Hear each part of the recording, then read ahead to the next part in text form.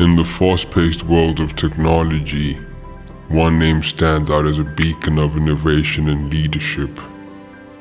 Join us as we delve into the extraordinary journey of Sundar Pichai, a visionary immigrant from India who rose to become the CEO of Google, reshaping the landscape of the digital age.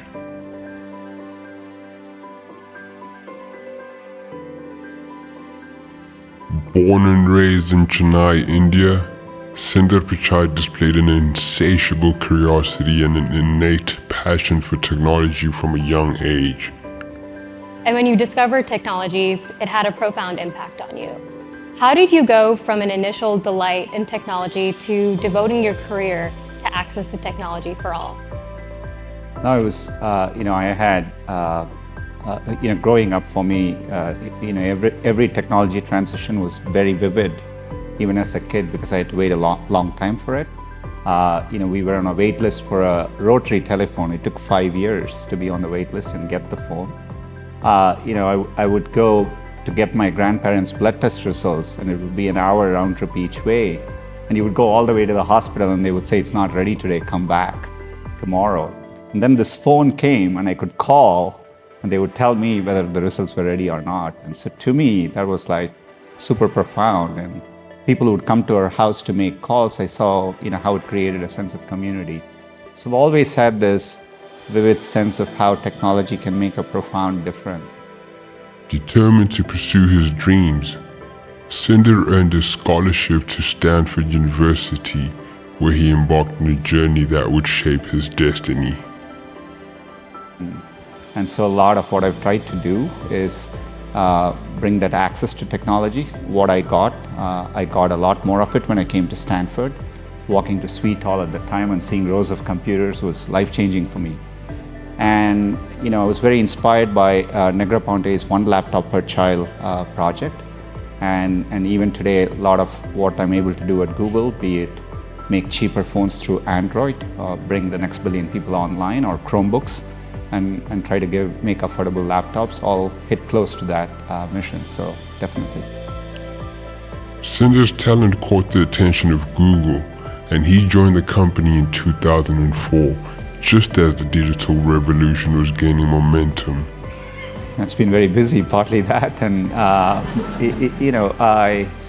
it's an extraordinary place. I think the breadth of talent you see, the kind of projects you get exposed to. You're on the cutting edge of everything. It's like, I'm not a surfer, but I use this analogy, I don't know why.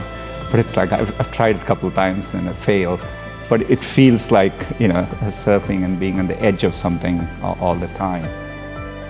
Sundar's ability to envision the future and navigate complex challenges quickly propelled him through the ranks. So definitely I enjoy that, and a big part of it is, if you look at our products, search works everywhere around the world. We take pride in providing it, and it's accessible to everyone as long as they have computing and connectivity, whether you're here at Stanford or a kid in rural Indonesia, Google works for you, and that's the philosophy we bring across our products. Be it Gmail, be it Maps, be it YouTube. So we think about scale, being able to reach people and make technology more accessible. And it's what I wanted to do in my life, and so it's a privilege to do it.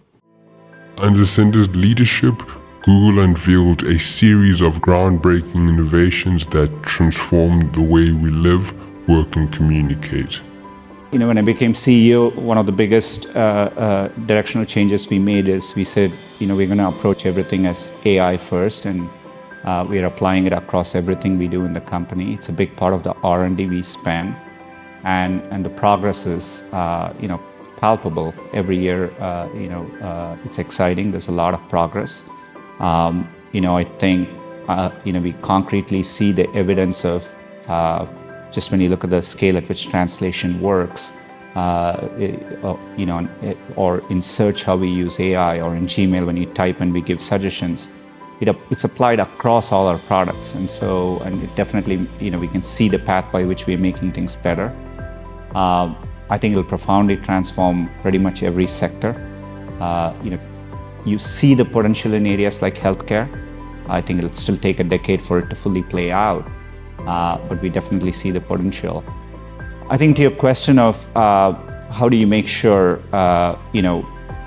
we develop it in a way, I think that the essential struggle of humanity with every technology is harnessing it so that it benefits society. You can see the same debates about the internet even before you think about AI. Has the internet been a force of good? Obviously, has it had effects which we didn't fully anticipate? Yes, and we are, and that's the debate, and we are working about how best to address it. With AI, I think we need to think about it earlier. So, part of how we are approaching, we have clearly articulated publicly a set of AI principles and publicly stated it. And we publish a lot of research. We open source technology. But that's only part of the problem. I think academic institutions need to play a big role. We were a founding member for Stanford's AI Institute, HAI, and proud to be a supporter there. I think that they're doing terrific work. But I think academic institutions, nonprofits, and the public-private partnership, government will end up having a role. There has to be regulation, thoughtful regulation about AI. You have to get the balance right so that there is innovation, but I think it's important to think it through earlier than other technologies. So I think, and so doing it and engaging all the stakeholders is the only way I can think of approaching it. Sundar's vision extended beyond search engines, leading Google to diversify into areas such as autonomous vehicles, healthcare, and renewable energy. So we are publicly committed to a set of initiatives, and we are holding ourselves accountable. We give transparency reports on how we are making progress on that. How do you choose which causes you want to invest your time and effort into? It's a great question. With a company at scale, there's a lot of things that come your way. I think you have to be disciplined about where you think Google can make a difference, and what is a unique perspective or value proposition you can bring to the table. And over time we have understood by things we can do well and things other organizations are better at doing. An area, for example, given our focus on information, skilling has been a big focus for us, digital skilling. I think, there is no substitute for college, but unfortunately not everyone can, has access to and can afford to go to a college. And so skilling people, bringing them, giving them access to digital skills has been a big push. In the US, we launched a career certificate program. It's a 9-month program. We have done it on 4 major areas. And we back it up with working with employers to recruit people.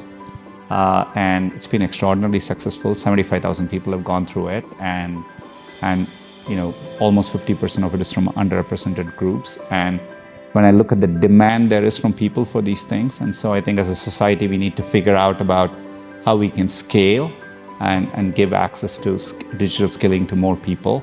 So, but that's an area where we feel Google can strongly contribute, and so we choose and get involved in areas like that. Sustainability is another one. So we choose where we think we can add value.